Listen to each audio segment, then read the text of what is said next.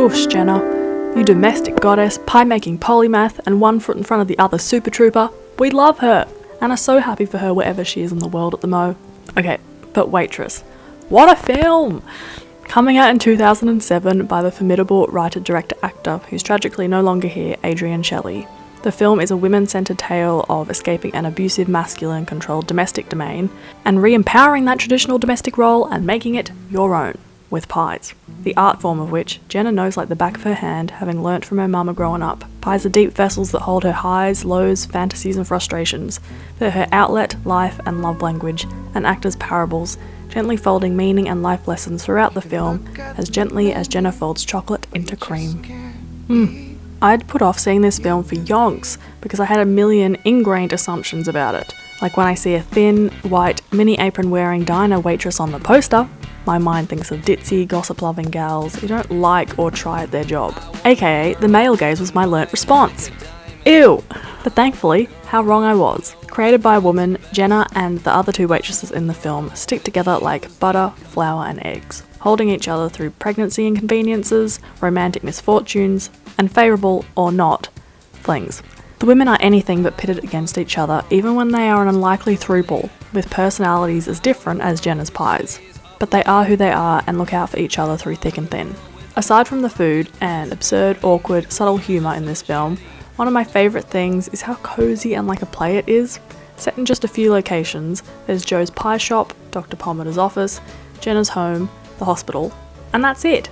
On an irksome level, this helps the viewer share in Jenna's claustrophobia and inability to escape her abusive relationship, but on another, it makes the film feel like it's set in some non-specific American dreamscape, which it kind of is, as it's Jenna's story and she's living in her imagination, making up new pies half the time.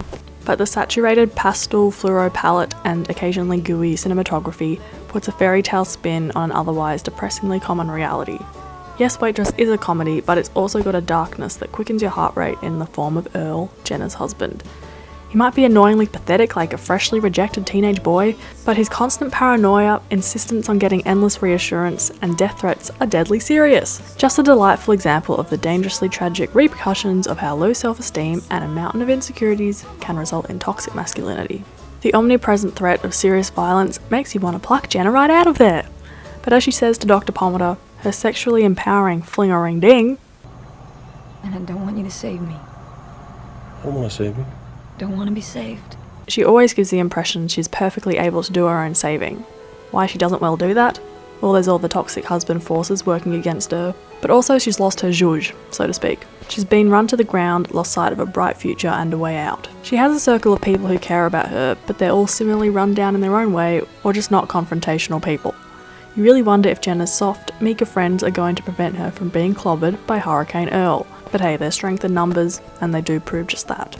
Jenna's empowering fling-a-ring-ding with Dr. Palmer, also a man who is quite pathetic, but socially and economically above her weight, helps rebuild her confidence, reminding her that she can influence the course of her life.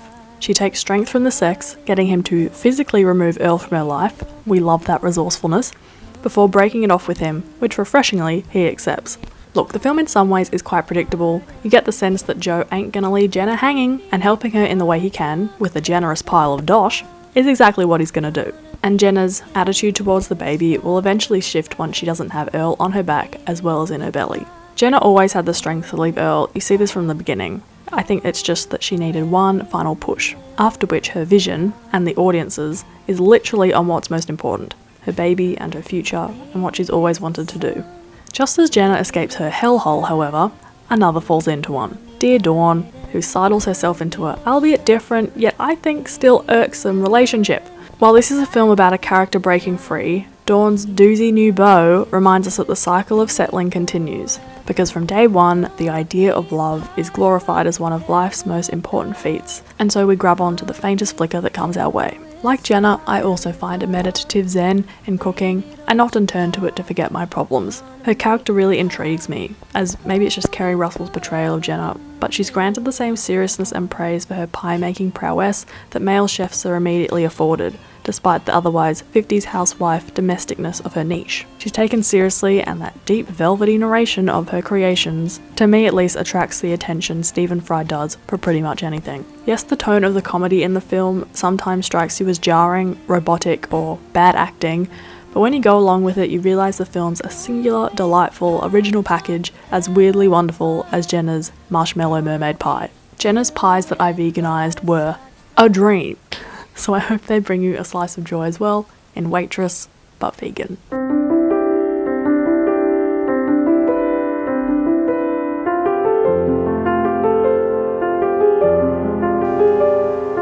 Hello honey bunches! This recipe is a veganised version of Jenna's egg and ham pie or egg and bacon pie, and I've made it into a smoked tofu and cheese pie with a herb crust, and shut up because it's so good! Not shut up. Okay, it has a chickpea flour, polenta, nutritional yeast, mixed herbs, salt and pepper base. You blitz that together, then add some cold vegan butter and blitz to combine, adding a bit of cold water if you need to.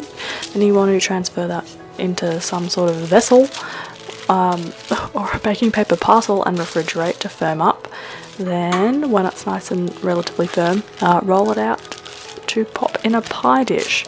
This is a recipe that has totally blown my mind in the gluten-free vegan pastry department.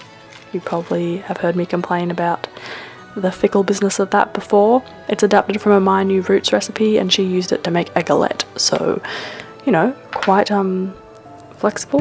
There's another word that I can't think of right now because we're recording a voiceover and my brain rarely works in these instances. Okay, so you want to blind bake that, and then make your eggy mixture, which is silken tofu, chickpea flour, rice flour, turmeric, black salt and garlic powder, bit of water or plant milk, salt and pepper.